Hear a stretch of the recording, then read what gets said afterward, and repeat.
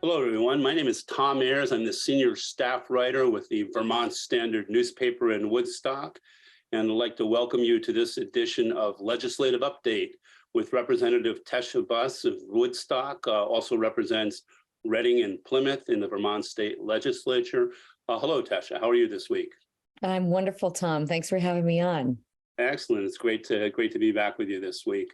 I'd like to talk this week a little bit about your involvement with rural issues here in Vermont. I know from past conversation you're a member of the Rural Caucus. Can you tell our viewers a little bit of what the Rural Caucus is all about and what some of the issues are that you address? Sure.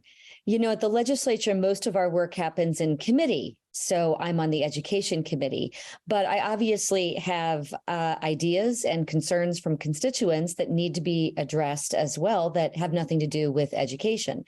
So the caucuses are based on issues. There are many different types, but the Rural Caucus was important to me because we're in rural Vermont. So the Rural Caucus focuses on all issues for getting municipalities the support that they need to redo bylaws, energy efficiency grants for municipal buildings.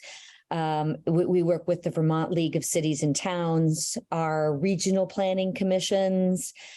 So any issue that affects rural Vermont, we work with those different interest groups to try to help. I see. And I would assume some of those major issues might include things like broadband access, maybe land use planning, those kinds of things, which are issues that we hear about perpetually each legislative session. Would that be accurate? That is absolutely accurate. And, you know, FX Flynn, who helped to create EC Fiber, was really a founder of broadband getting throughout the entire state of Vermont. Mm-hmm. Now we have communication union districts. They call them CUDs. Yes. They're now everywhere. And that's a model that FX works really hard to create. And I'm really happy that we just passed the Budget Adjustment Act. So at the end of every session, we pass the budget, but in the middle of the year, we have to true up, you know, where we may have spent too much money, where we may need a little bit more money. And we just passed the amount of money that we need to match the federal dollars so that we can draw the maximum amount down. Absolutely. And I believe that's, I've written pretty extensively about that issue and about the whole issue of broadband access in the Upper Valley. And I believe that's a $30 million allotment from the budget adjustment process that will go towards that grant. And fingers crossed, we hope that the State Broadband Council will hear favorably about that grant. I talked with Christine Hallsmith there, and I believe it's going to be March when that final decision will be made. That's going to help enable the extension of 1,600 miles of fiber optic cable service to the most rural pockets of Vermont. So that's great news. I'll look forward to sharing that with viewers and our readers at the Standard. Another issue that comes up that is of significant impact on rural Vermont every 2 years or every year in the legislature is Act 250. And I know that you wrote about Act 250, a potential overhaul of Act 250 in this coming session of the legislature in the column you write for the Standard. I wonder if you can talk a little bit about what might be on the legislature's plate for Act 250 in this term. Sure. My article references a bunch of recommendations from the Natural Resource Board, and it is specific to on-farm commerce. So what they're trying to do is Act 250 can be a very expensive permitting process, and our farmers really need help with diversification so that they can keep the economics going on their farm, particularly those that are surrounding dairy farming, organic in particular. So the board wanted to help with some, first of all, there are some language concerns about, they say, 51% of the product needs to be by weight or volume. And it's very confusing when you're talking about an on-farm restaurant. Is 51% an aggregate throughout the whole year? So you just have to make sure that what goes on your plate equals 51% total, or every plate that goes out in your restaurant has to have 51% of its weight or volume on the plate. So what they're trying to do is make those things clearer. They're trying to band farmers together so that if I grab eggplant from a nearby farm and I use my green beans and my beef, that counts together. Not everything has to be grown on your farm, but by a Vermont farmer. So I think that's a very important point in all of this as well. And they're also talking about education. So they really want, if you want to do on-farm commerce, that the NRB, the Natural Resources Board, or whoever decides to run this within the Act 250, will come to your farm and talk to you about what you want to do and help you have enough agricultural use so that you don't trigger Act 250. And I think that's really important. Absolutely. Are you familiar with, and I'm less familiar with it than I am with Act 250, but Act 143, which talks about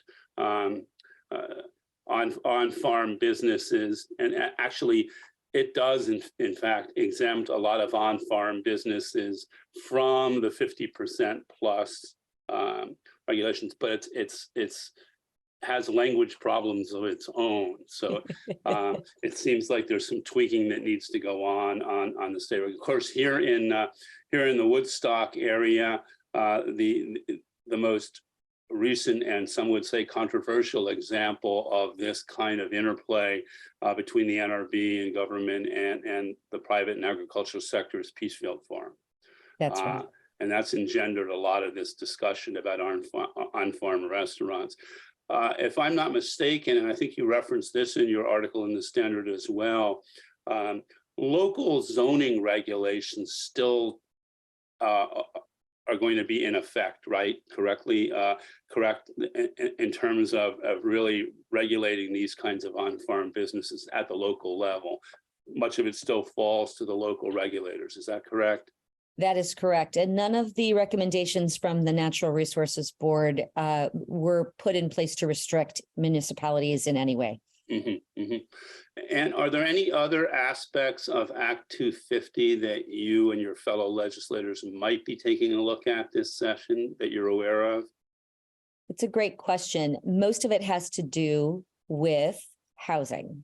They really want to focus our resources on removing Act 250 exemption from downtown designated villages or centers. What we're trying to do is keep the natural landscape natural and beautiful and concentrate development where it already is.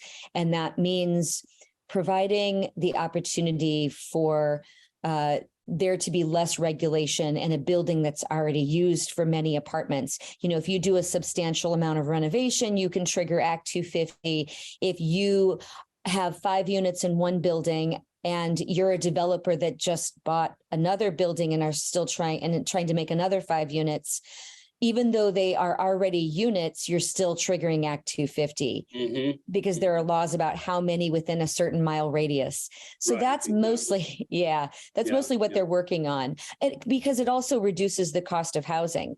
If Rainbow Play School had to do its job of Act 250 from scratch, now it didn't because they did it in the 90s when they made it a school back then.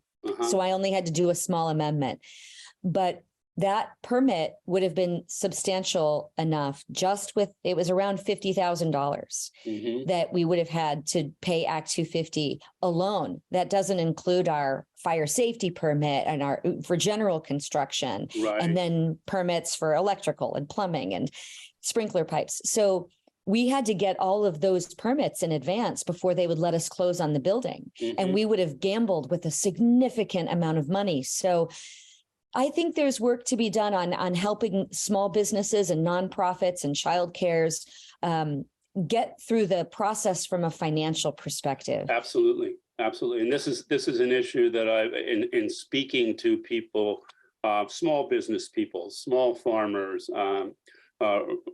rural people of limited financial means who have had to go through the Act 250 process. In some instances, they've given up because of the cost, and they argue that it's the large scale developers, the very well-heeled people who can afford to navigate and get through and ultimately come out with what they want of the Act 250 process. But it's the people of limited means that are really put at a disadvantage by it. So I agree. And if economic development is craving more business and more people to move here, and if we could work on either an enterprise fund, if you are below a certain level of business, or if you're deemed small, or a nonprofit childcare, or work on a loan fund that could be, a replenishing source of income to reduce the overall cost of Act 250. That's the kind of work that I would like to do in the legislature. It's not what I wanted to walk in as a freshman and immediately start, because there's so much for us to learn. Right now, I'm building my relationships to go around and to see who has done this before me, because I'm going to be better and more effective if I work with someone who has more experience. Absolutely. Well, let's end on that note. As you continue to gain experience, it'll be very informative to share with our readers, to share your wisdom and your experiences with our viewers and with the readers of the Standard. And I look forward to touching base with you again next week and each and every week to come as this legislative session continues. Thanks so much, Tesha. Thank you, Tom. Great to be here.